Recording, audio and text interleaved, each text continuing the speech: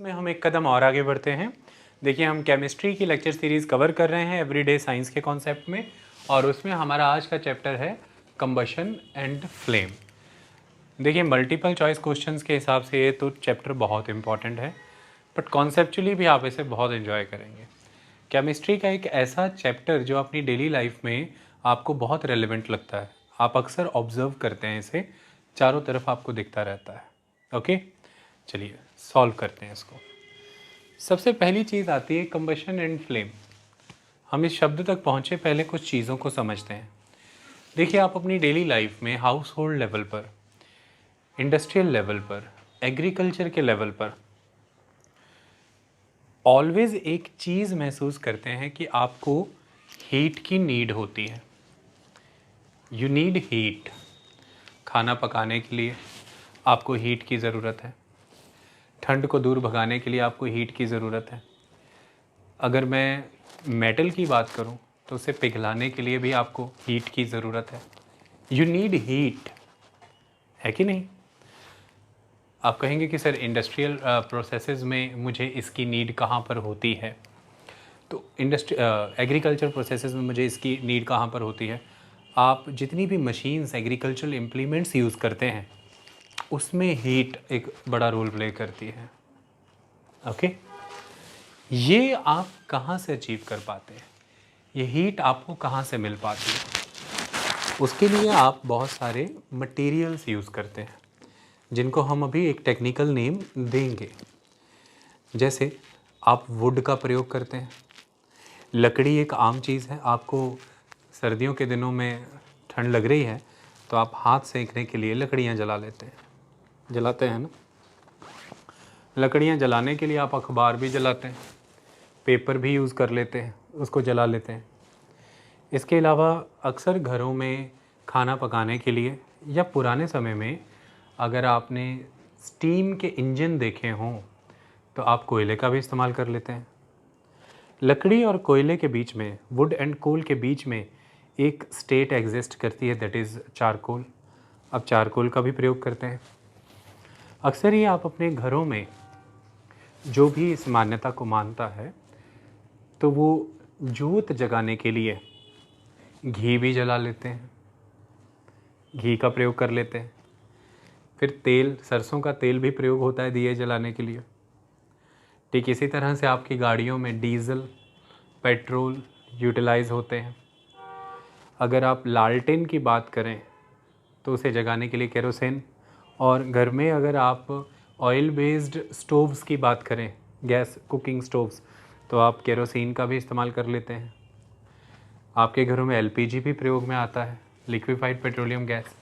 और वाहनों में, बसेस में आप दिल्ली जाइए, आपको सीएनजी भी मिलता है, compressed natural gas.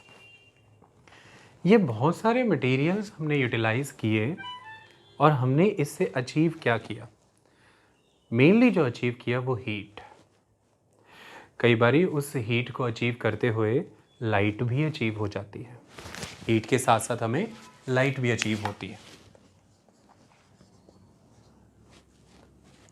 Main focus हमारा हीट है, और हमें साथ में लाइट भी अचीव हुई। लाइट के फॉर्म्स हो सकते हैं, हमें किस तरह से अचीव हुई। कई बार ये लाट बन के मिलती है फ्लेम्स की फॉर्म में, तो आपको फ्लेम्स की फॉर्म में मिल जाती है। कई बार ये सिंपली ग्लो करती है, तो आपको ग्लो करते हुए मिलेगी। जैसे कि अगर आप लोहे को गर्म करें, आपके घर में नाइफ़ है, आप उसे गैस बर्नर पर गर्म करिए, वो रेड ग्लो करेगा। ठीक इसी तरह से अगर आप कभी कोल को जलते हुए देखें तो वो भी, कोल भी रेड ग्लो करता है, तो ग्लो होने लग जाते हैं ये। ओके, लेकिन बिल्कुल दूसरी तरफ अगर आप विक को जला रहे हैं कैंडल में, तो वो आपको देती है फ्लेम। जैसे कि आपने दिए में बाती जलाई, कैंडल में बाती जलाई, दैट विक, वो आपको फ्लेम देती है। तो ये भी सवाल बनते हैं कि कोल क्यों नहीं फ्लेम देता, कैंडल क्यों फ्लेम दे देती है। मैग्नीशियम रिबन हमने बर्न किया था, पिछली क्लासेस के एक्सरसाइजेज में और लेक्चर के कंटेंट में, तो हमने ये देखा था कि वो भी जब बर्न होता है तो हीट भी मिलती है, लाइट भी मिलती है, फ्लेम्स क्रिएट होती है। तो फ्लेम्स क्यों मिलती हैं, कब मिलती हैं, ग्लो कब मिलता है, जहाँ ग्लो मिलता है वहाँ फ्लेम्स क्यों नहीं मिलती हैं, ये सारे सवाल एसोसिएटेड लाइट से हैं। हम इसी लेक्चर में इसको रिजॉल्व करेंगे।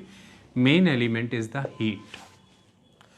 अब मैं जब बार बार इस चीज़ को अप्रोच कर रहा हूँ तो सवाल यह है कि हमारी जीवन शैली को, अगर हम अपने जीवन को आज के समय में देखें, ये शायद संभव ही नहीं है ऊर्जा के इस स्वरूप के बिना। एनर्जी का ये जो फॉर्म है हीट, इसके बिना शायद जीवन संभव ही ना हो। आप इमेजिन कर लीजिए किसी भी काम में, चाहे वो रेलगाड़ी का इंजन है, चाहे आपके मोटरसाइकिल का इंजन है, चाहे कुछ भी है, ये हीट अचीव कर पाना एक बहुत इंपॉर्टेंट चीज़ है। अदरवाइज़ आप चीज़ों को जला भी नहीं पाएंगे, आप उसे जला भी नहीं पाएंगे। और चीज़ें जब नहीं जल पाएंगी तो कितनी प्रक्रियाएं नहीं हो पाएंगी, वो सब ठप हो जाएगा, जीवन ठप हो जाए। कहीं कुछ जल रहा है जैसे कि कोयला थर्मल पावर प्लांट्स में, तो इस समय यहाँ पर एनर्जी का एक फॉर्म मेरे तक पहुँच रहा है और वो है इलेक्ट्रिसिटी। और उस इलेक्ट्रिसिटी पर बेस्ड ही हमारे तमाम electrical and electronic gadgets working state में है, काम कर रहे हैं। हम अपना मोबाइल चार्ज कर पाएँ इलेक्ट्रिसिटी की मदद से। मैं यहाँ पर लेक्चर दे रहा हूँ इन एलईडीज़ के अंदर, जिनको एनर्जी इलेक्ट्रिसिटी की फॉर्म में ही मिल रही है। लेकिन ये इलेक्ट्रिसिटी हम तक पैदा होकर के पहुँची, इसके लिए किन्हीं थर्मल पावर प्लांट्स में बेअंत कोयला जल रहा है। हमारे सैटेलाइट्स इसी तरह से काम कर रहे हैं, हमारे तमाम कम्युनिकेशन के नेटवर्क्स इसी तरह से काम कर रहे हैं, क्योंकि बिजली है।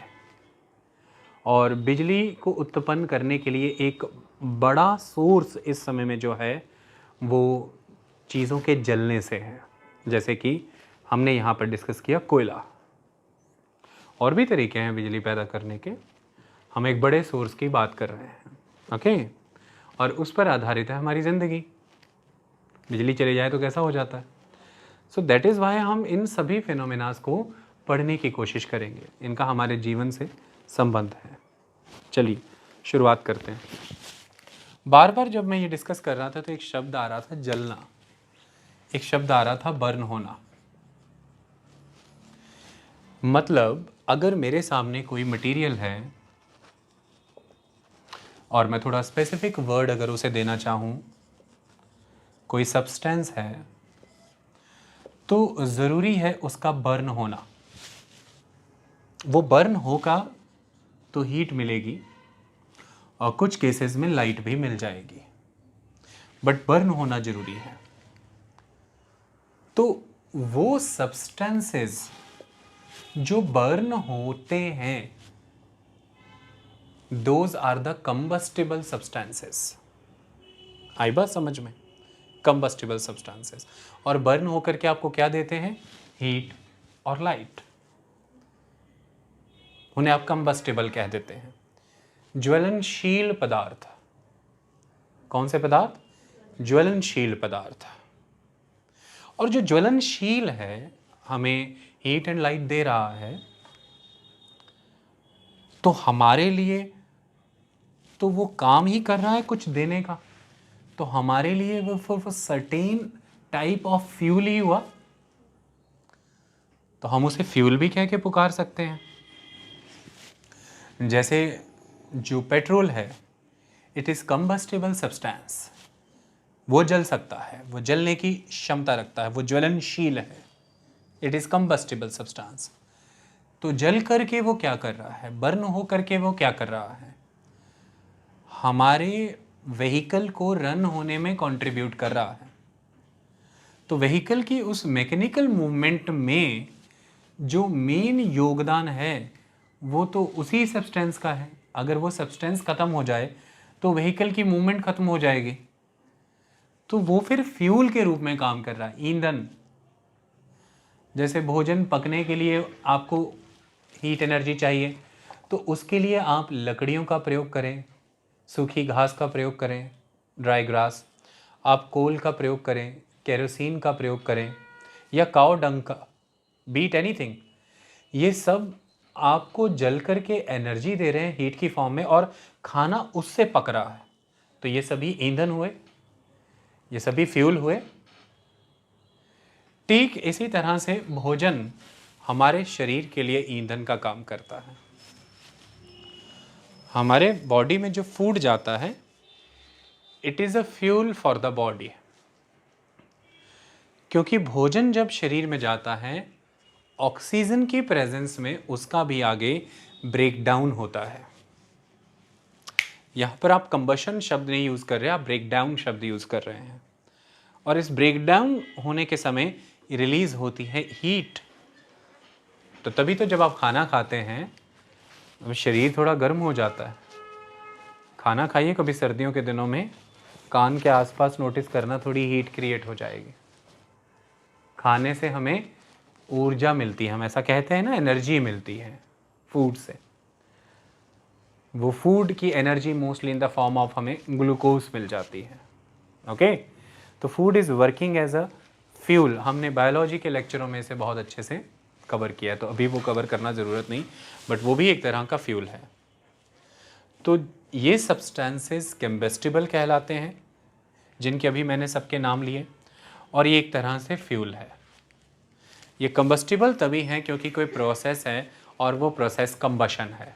जैसे हमने जब मैग्नीशियम रिबन की बात की थी, तो हुआ क्या था उसमें, एक्चुअली में क्या हुआ था? मैग्नीशियम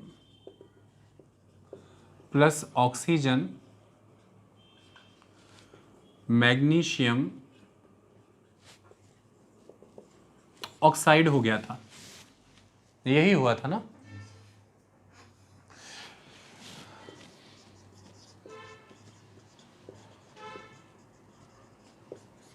ये हुआ था ना? तो एक तरह से हमने देखा कि मैग्नीशियम रिएक्ट कर रहा है किसी के साथ, और वो किसके साथ रिएक्ट कर रहा है? ऑक्सीजन के साथ। नेचुरली फिर मैग्नीशियम ऑक्साइड हुआ। तो ये तो क्लियर है कि कोई केमिकल रिएक्शंस एग्जीक्यूट हो रहे हैं। There are certain type of chemical reactions. और इसी तरह से अगर हम मैग्नीशियम की बात करें तो हो गया, कोई बात नहीं। आप कोल ले लीजिए, तो जब मैं कोल लेता हूं, आप समझ लीजिए कोल लिया तो आपने कार्बन ही लिया। कोल में जिसे हमें जलाना है वो तो कार्बन ही है, तो आपने कार्बन ले लिया। अब इसको किसके साथ रिएक्ट करना है? ऑक्सीजन के साथ। और आपको मिल जाएगा carbon dioxide, CO2। C stands for carbon and O2 stands for oxygen. Okay, it's a carbon dioxide. Magnesium oxide, carbon dioxide, ये सब चीज़ें हमारे सामने निकल के आ रही हैं, कोई दिक्कत की बात तो नहीं। तो ऐसा लगता है कि ऑक्सीजन एक महत्वपूर्ण योगदान प्ले करता है, और सब्सटेंसेस जब उसके साथ रिएक्ट करते हैं तो वो बर्न हो जाते हैं। इस प्रक्रिया को शायद हम कंबशन कह सकते हैं। ये जलने की प्रक्रिया है, ज्वलन प्रक्रिया। और जो यह कर रहे हैं, जैसे मैं यहाँ पर कोल को रैंडमली किसी स्टोन से रिप्लेस कर दूं, तो क्या ये होगा? मैं यहाँ पर कोल को वाटर से रिप्लेस करता हूँ, तो क्या ये होगा? मैं यहाँ पर कोल को स्टील से, आयरन से, सैंड पार्टिकल से कर दूं, तो क्या ये होगा? वो बर्न होंगे ऑक्सीजन के साथ रिएक्ट करके? बर्न नहीं होंगे। ओके, तो इसलिए हम इन सबको कंबस्टिबल नहीं काउंट कर रहे हैं। इस चीज़ को समझना, हम यहाँ कोरोजन पर बात नहीं कर रहे, we are talking about the combustion. इस चीज़ को आप बात को समझिए, क्योंकि हमें उसमें से हीट एंड लाइट रिसीव करनी है। यह एलिमेंट आपने भूलना नहीं। जंग लगने की प्रक्रिया अलग है, जलने की प्रक्रिया अलग है। Don't consider that. और जंग लगने की प्रक्रिया में बड़ी भूमिका आयरन की ऑक्सीजन के साथ साथ वाटर के कांटेक्ट में आने की भी है। सो कई बार अक्सर बच्चे प्लेन मैनर में इन चीज़ों को कंफ्यूज भी कर जाते हैं। डोंट कंफ्यूज कि हमें डिराइव क्या करना है, और कंबशन डिफरेंट है उनसे। डिग्रेडेशन, डिकम्पोजिशन, ब्रेकडाउन से अलग की बात हो रही है, हम कंबशन की बात कर रहे हैं। मैं यहां पर ईंधन की बात कर रहा हूं। ओके, तो इसे कंफ्यूज नहीं करिएगा। चलिए अब हम यहां पर पढ़ते हैं, जब हमने कंबशन एंड फ्लेम का चैप्टर शुरू किया, कि हम इन सारी चीज़ों को समझ पाएं, उसके लिए पहला सवाल है कि व्हाट इज कंबशन। कंबशन क्या है? तो लिखा जाता है a chemical process. So it is a chemical process, not the physical process. Chemical process है, केमिकल चेंजेस आएंगे ना उसमें। ओके, जो सब्सटेंस उस तरफ नया बना है वो पिछलों से चेंज है। फिजिकल चेंज और केमिकल चेंज में ये फर्क पड़ा था ना हमने। So it is a chemical process. So a chemical process in which a substance reacts with oxygen to give off heat is called combustion. This is the simplest and the perfect definition. That's all. ये एक वो chemical प्रक्रिया है, एक वो रासायनिक प्रक्रिया है जिसमें जो भी पदार्थ है, जो भी सब्सटेंस आपके सामने है, वो ऑक्सीजन से रिएक्ट करता है। क्या देने के लिए? हीट देने के लिए। इस रासायनिक प्रक्रिया को, इस केमिकल प्रोसेस को फिर हम कंबशन कहते हैं। That's all. और फिर उसमें दूसरी कहानी, जैसे यहाँ पर कोल और ये मैग्नीशियम रिबन, ये दोनों हमारे लिए कंबस्टिबल सब्सटेंस हुए। Their combustible substances. Petrol, diesel, kerosene तो है ही, पर हमारे एक्सपेरिमेंट तो अभी हमने ये दोनों यूज़ किए ना। So the substances that undergoes combustion, जिस सब्सटेंस को कंबशन की प्रक्रिया से गुजरना पड़ रहा है, जो जल रहा है, the substances that undergoes combustion is said to be combustible, वह ज्वलनशील है। And it is also called a fuel, उसे हम ईंधन भी कह देते हैं। इतनी बात समझ आई? तो यहां से अब कुछ सवाल पैदा होते हैं, वो ये कि किन परिस्थितियों में कंबशन हो सकती है। पॉसिबल कंडीशंस बताइए जिसमें कंबशन विल टेक प्लेस।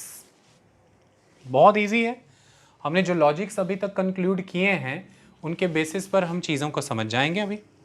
अब पहले मैं उसके पहले आपसे इतनी के डेफिनेशन के बेस पर कुछ चीज़ों के आंसर चाहूँगा। आप उनके आंसर कर दीजिए, ज़िंदगी बेहतरीन हो जाएगी। अच्छा लग रहा है? मैं बोलता अच्छा लगता हूँ आपको? कोई परेशानी तो नहीं? चलो, परेशानी नहीं होनी चाहिए, चीज़ें प्रेजेंट करनी आनी चाहिए। मोहब्बत ज़रूरी है। आप कुछ कर रहे हैं तो उससे मोहब्बत ज़रूरी है। वो पंजाबी च कहते कि गलों गलावा नहीं होना चाहिए। ओके, तो ये देखिए, हिंदी वाले भी परेशान हो जाएंगे, उन्हें बता दें कि रफा दफा नहीं होना चाहिए काम। कहेंगे गलों गलामा नहीं समझ आया, घर वालों से पूछेंगे, हमने सॉल्व कर दिया। अब प्लीज़ इसे देख के बता दीजिए कि भाई, तो एनसीईआरटी वालों की जो उदारता है हम लोगों पर, वो ये है कि कोई कॉपीराइट का क्लेम भी नहीं है, सब अच्छा है कि नहीं? कौन से कंबस्टिबल हैं, कौन से नॉन कंबस्टिबल हैं, आप तो मिनटों में बताएंगे। Wood, paper, iron nail, kerosene oil, stone piece, straw, charcoal, match sticks, glass. अच्छा, स्ट्रॉ से किसे, स्ट्रॉ को क्या समझा? नहीं, स्ट्रॉ से समझा किसे? कौन सा स्ट्रॉ? स्ट्रॉ और भी किसी को कहते हैं क्या? Good boy. क्या होती है? खुट्टी बच जाती है जो, उसे भी कहते हैं ना। तो अगर उसे कहते हैं तो वो तो कंबस्टिबल है। बाकी आप स्ट्रॉ कौन सा है कौन सा नहीं, इनको थोड़ा स्पष्ट कर देना चाहिए था, इसलिए मैंने आपको क्लियर कर दी है कहानी। बट इतनी सी कहानी के बेस पर आप बात तो समझ ही गए कि कौन से कंबस्टिबल है कौन से नहीं। अगली कहानी तो आप 2 मिनट में खुद समझ जाएंगे। आओ समझते हैं। इसके लिए आपके सामने 3 एक्सपेरिमेंट किए गए हैं और बहुत आसान सा एक्सपेरिमेंट है वो। सपोज़ कीजिए एक्सपेरिमेंट नंबर 1, ठीक है। सपोज़ कीजिए कि मैंने यहाँ पर एक कैंडल जगाई है, ये टेबल है, इट इज़ अ प्लेटफॉर्म, मैंने यहाँ पर एक कैंडल जगाई है और हमारे घरों में अक्सर जब जोत जगती है हम उसके ऊपर एक ग्लास का फ्लास्क रख देते हैं ताकि पंखे की हवा, एयर कंडीशनिंग की हवा उसे तंग ना करे। तो सपोज़ कीजिए इस कैंडल को जगा के मैंने इसके ऊपर ग्लास का फ्लास्क रख दिया, ऊपर से तो वो ओपन है, और जब मैंने उसे इसे रखा तो मैंने इस प्लेटफॉर्म पर इस मैनर में 2 वुडन बार्स लगा दी ताकि ग्लास का फ्लास्क पूरी तरह से प्लेटफॉर्म से टच ना हो, थोड़ा रेज्ड रहे, थोड़ा रेज्ड रहे। तो एक कैंडल, 2 इस तरह से वर्टिकल वुडन बार्स, उसके ऊपर ग्लास फ्लास्क रख दिया मैंने, ऊपर से वो फ्लास्क ओपन है, मैंने नीचे भी स्पेस है और ऊपर से भी ओपन है। सिचुएशन सेकंड, मैं चाहूँ तो अभी बुक में इमेजेस दिखा सकता हूँ बट नहीं दिखानी, आप पहले इसे अपने हृदय से अनुभव करिए, फिर किताब में तो बुक इमेज है ही है, वो तो सही बात है। कालिदास की रचनाएं तब बेहतरीन हुई जब उसके विचारों में रचना उतरी। रचनाएं यदि विचारों में आए तो वो बेहतरीन बनती है। ओके, चलो आओ करणदीप, अब प्लेटफॉर्म जो है इसमें हमने क्या किया कि कैंडल सेम, ग्लास का फ्लास्क सेम, नीचे से जो 2 बार्स थी मेरी लकड़ी की वो मैंने निकाल दी। अब फ्लास्क प्लेटफॉर्म से टच हो रहा है पूरा, मतलब नीचे से जो स्पेस ओपन था वो बंद हो गया, ऊपर से अभी भी फ्लास्क ओपन है। केस 3, वही कैंडल, प्लेटफॉर्म तो वही है, नीचे से तो अब फ्लास्क टेबल से टच ही हो रहा है तो नीचे वाला स्पेस तो बंद था, मैंने ऊपर भी पेपर कवर रख दिया या जो कप को ढकने वाले होते हैं वो मैंने रख दिया, मतलब फ्लास्क ऊपर से भी बंद कर दिया। इनसे क्या कंक्लूड हुआ वो ये समझिए कि जो केस ए था जिसमें नीचे भी स्पेस था और ऊपर से तो ओपन था, इसमें कैंडल की फ्लेम बहुत ही कंसिस्टेंट रहेगी, the candle flame will remain consistent, मतलब इट विल बर्न प्रॉपरली। लेकिन जो केस 2 था जिसमें मैंने नीचे का स्पेस खत्म कर दिया पर ऊपर से अभी भी फ्लास्क ओपन है, इसमें the candle flame will flicker and there will be amount of smoke also. अब स्मोक भी ऑब्जर्व होगा और फ्लेम भी फ्लिकर करने लग जाएगी, जोत जो है वो फ्लिकर करेगी। केस 3, नीचे से तो स्पेस खत्म ही कर दिया था, मैंने ऊपर से भी हाथ रख के ढक दिया, हाथ मत जलाना तो कोई चीज़ रख देना ऐसी, और ऐसी भी मत रख देना जो चीज़ ही जल जाए, खुद कुछ ना जलने वाली चीज़। अब नीचे और ऊपर दोनों से ही फ्लास्क कवर्ड है, फ्लेम बंद, वो बंद हो जाएगी।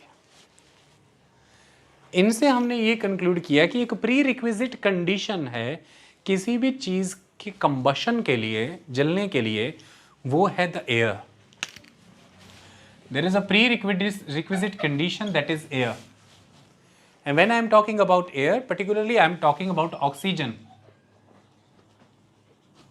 Oxygen supply is required. In the first case, air की टेंडेंसी होती है नीचे से ऊपर की ओर जाती है, तो नीचे स्पेस वेकेंट था, फ्लास्क थोड़ा ऊपर था टेबल से, तो नीचे से हवा की सप्लाई मिल रही थी, ऑक्सीजन की सप्लाई मिल रही थी, तो फ्लेम बहुत अच्छी जल रही थी और फ्यूल कंप्लीटली बर्न हो रहा था, कोई अनबर्न्ड पार्टिकल्स नहीं बच रहे थे। सपोज कीजिए कि there are 8 fuel particles, in that case you can count them as a carbon particles. जो उसमें फ्यूल एलिमेंट है वो कार्बन है, तो 8 नंबर 8 है वो, and there are 8 oxygen particles, all the 8 oxygen particles will completely burn all the 8 fuel particles. So there will be no residual unburned material. तो smoke नहीं है, ऐसा कोई मटेरियल ऑब्जर्व नहीं हो रहा। लेकिन जब मैं केस 2 में आता हूं तो मैंने नीचे से सप्लाई घटा दी, क्योंकि मैंने वो वुडन ब्लॉक्स निकाल दिए और फ्लास्क अब प्लेटफॉर्म से टच हो रहा है, तो नीचे से सप्लाई हमने घटा दी, तो एयर सप्लाई रिड्यूस हुआ पहले के कंपैरेटिवली। मतलब कि ऑक्सीजन पार्टिकल्स पहले कंपैरेटिवली अब घट गए, बट उधर जो कैंडल बर्न हो रही है उसमें जो फ्यूल मटेरियल है उसमें तो अभी भी 8 कार्बन मटेरियल्स ही हैं। तो इस वजह से ये 4 उन 8 को खपा नहीं पाएंगे, जला नहीं पाएंगे। तो इस वजह से पहले तो जो फ्लेम है वो डामाडोल हुई, फ्लिकर, उसमें फ्लिकर दिखने लग जाएगा, क्योंकि continuity of the supply of air नहीं है ना, तो that's why there will be a flickering element.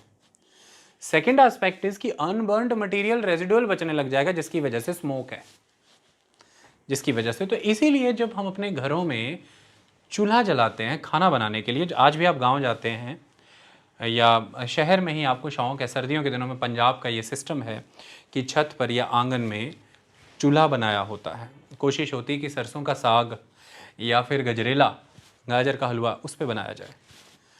तो बहुत सिस्टमेटिक होता है कि आपने अंदर पाथियाँ, जैसे काउडंग केक्स कहते हैं, आपने वो कैसे ऑर्गेनाइज़ की है और उसमें लकड़ी जो लगाई कैसे लगाई है। बहुत ज़्यादा ख्याल रखा जाता है कि इनफ एयर स्पेसेस हों कि हवा घूम सके, और समय समय पर हम चिमटे की मदद से, जिसे इंग्लिश में टंग कह लीजिए आप, हम समय समय पर चिमटे की मदद से थोड़ा हिलाते रहते हैं, पोजीशन चेंज करते रहते हैं काउडंग केक्स की, कि एयर स्पेस बना रहे। तो नॉर्मल सेटिंग क्या रहती है, एक वर्टिकल इधर, एक वर्टिकल इधर, उनके ऊपर एक हॉरिजॉन्टल। ये किस लिए रखा कि नीचे से हवा जानी जरूरी है, नीचे से हवा जानी जरूरी है। और उसके ऊपर भी एक खासियत है कि हवा नीचे से गर्म होकर के ऊपर ऊपर ऊपर गर्म हवा नीचे से गर्म होकर एक्सपेंड होकर ऊपर की ओर उठेगी, तो उसे आउटलेट भी मिलना जरूरी है, तभी नई हवा के इनटेक का स्पेस क्रिएट हो पाएगा। तो इसलिए जो चूल्हा भी बना रहता है, वह पंजाबी में कहते हैं कि उसे किंगरे बने होंगे, एक पीछे, दूसरा इधर साइड में, तीसरा रेज्ड प्लेटफॉर्म से 3 क्रिएट हुए होते हैं, जिस पर तवा टिका रहता है। बाकी सारा स्पेस चूल्हे और तवा के कांटेक्ट में नहीं आता, वो वेकेंट रहता है। उधर से अग्नि और धुआं निकल जाता है आसानी से। आई बात समझ में? आप बनाइए पूरा प्लेटफॉर्म ऐसा एकदम फ्लैट बनाइए चूल्हा, और उसके ऊपर रख दीजिए पतीला, नीचे आग नहीं जल पाएगी, प्रॉब्लम आ जाएगी बहुत ज़्यादा। ओके, तो फिर ऐसे में भी अगर ये सारी अच्छे से सेटिंग हमने रखी भी है, फिर भी हमें दिख रहा है कि आग अच्छे से नहीं जल रही, तो हम क्या करते हैं, तो हमारे पास होती है दैट पाइप, फूकनी। हम उसमें क्या करते हैं कि हम ये देख रहे हैं कि जो काउडंग है, जो वुड है, उसमें जो फ्यूल एलिमेंट्स हैं, जैसे कि कार्बन एलिमेंट हैं, पूरे बर्न नहीं हो रहे हैं, इसलिए धुआं ज़्यादा हो गया है। तो पहले तो सलाह देते हैं बड़े बुजुर्ग कि थोड़ा खाली करो, चूल्हे को पूरा भरा हुआ है यार, थोड़ा खाली करो। कहने का मतलब उनका है थोड़ी हवा घूमने दो, enough amount of oxygen particle आने दो, फिर ही वो पूरे कार्बन पार्टिकल्स को जलाएंगे, तो अनबर्न्ट मटेरियल नहीं लेफ्ट रहेगा, दैट इज स्मोक। तो दूसरा कि जो काउडंग केक्स हैं वो पूरा फ्लेम्स के रूप में जलें, ना कि धू धू धधक धधक के धीरे धीरे सिम सिम रूप में। कई बार क्या होती है कि हमारा काउडंग केक पूरा ऐश बन गया है, बट अमाउंट जितने पैमाने पर हमें खाना बनाना था वो हो ही नहीं पाया, क्योंकि वो धुआं करते करते ही जल के ख़त्म हो गया ना, फ्यूल तो हमने बर्न नहीं कर लिया।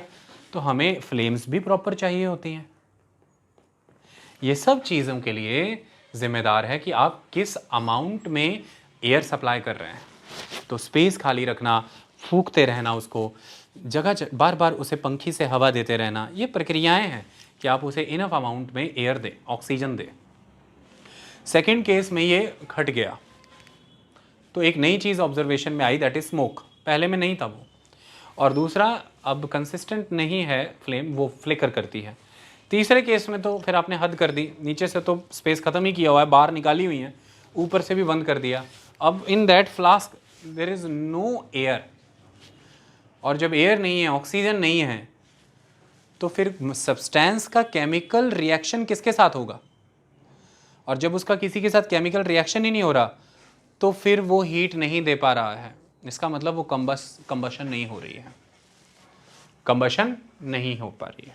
ओके, तो that is, air is the pre requisite condition, oxygen is the condition. ये बात आपको याद रखनी कि ऑक्सीजन की प्रेजेंस में कंबशन होता है, ऑक्सीजन की प्रेजेंस में चीज़ें चलती हैं। इसका बड़ी भूमिका है। इंडस्ट्रियल ऑक्सीजन कितनी यूज़ होती है, देखिए जब कोरोना के समय में ऑक्सीजन कम पड़ रहा था, तो अक्सर सरकारों ने क्या नोटिफिकेशन इशू किए थे कि जो इंडस्ट्रियल पर्पसेज में ऑक्सीजन सिलेंडर्स यूज़ होते हैं उनका यूजेज कम कर दो, उनकी सप्लाई काट दो, इधर ज़रूरी है हेल्थ सेक्टर में।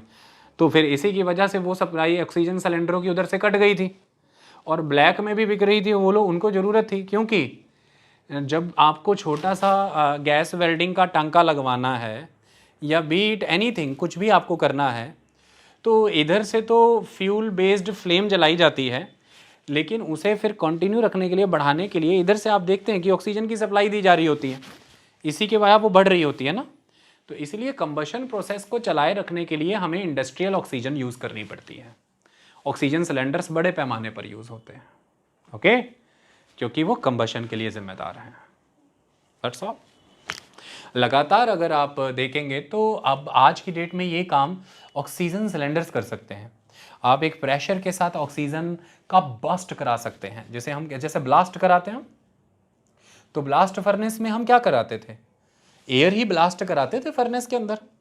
तो ऑक्सीजन सिलेंडर की मदद से तो आप एयर ब्लास्ट करा सकते हो। पर पहले कैसे होता था, आप पुरानी फिल्में याद करते हैं, एक आयरन स्मिथ बैठा रहता था, एक हाथ में उसके टंग होती थी, कैंची, जिस चिमटा जिससे वो उस मेटल को उस भट्टी में डालता था जिसमें आग जल रही है, दूसरे हाथ से क्या चलाता रहता था, ऐसे ऐसे, इससे चलाता था पंखा जो उधर लगा होता था भट्टी के पास, वो ऑल दैट। तो इसलिए जब भी उसे ज़्यादा तापमान चाहिए होता था, टेम्परेचर, क्योंकि फिर ज़्यादा हीट चाहिए उसे, तो आप देखें कि इसे बढ़ा देता था, वो इसे तेज कर देता था, क्योंकि वो एयर ब्लास्ट कर देता था ज़्यादा, फिर ऑक्सीजन बढ़ा देता था, तेज जलने लग जाती चीज़ें। ऐसे ही अगर आप भुट्टा या जिसे फिर छल्ली कहते हैं, हम छल्ली भुनवाने जाते हैं, भुट्टा भुनवाने जाते हैं, तो वो नॉर्मल रखता है, लेकिन जब अंगारे उसे लाल लाल करने होते हैं कि तेज़ी भुन जाए, तो तेज़ी से पंखी चलाता है।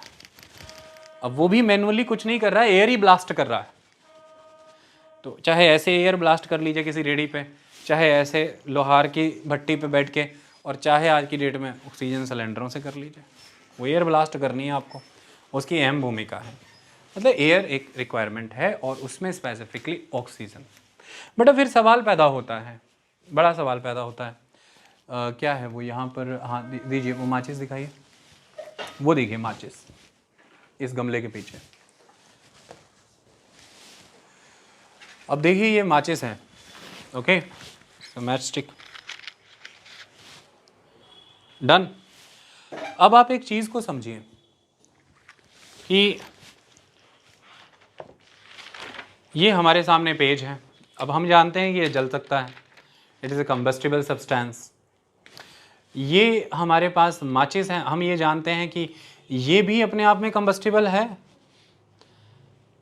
लेकिन इससे मिली हुई फ्लेम से ही आगे जलता है, मैच स्टिक से मिली हुई फ्लेम से ही ये जलता है। बट सवाल ये है कि ये है माचिस की तीली, ये है पेपर, दोनों संपर्क में है, तो ये जल तो नहीं रहा, और इस रूम में इनफ ऑक्सीजन भी है, तो कंबशन क्यों नहीं हो रहा है? ये भी तो एक बड़ा सवाल है। कंबशन नहीं होगा। और दूसरी एक बड़ी चीज़ जिसे हमें समझना है वो क्या, देखिए ध्यान से देखिए, मैं ले लूँ थोड़ा सा पेज, है, इसको समझिए। अब कंबशन होने के लिए यहाँ पे क्या हुआ, देखिए ध्यान से, मुझे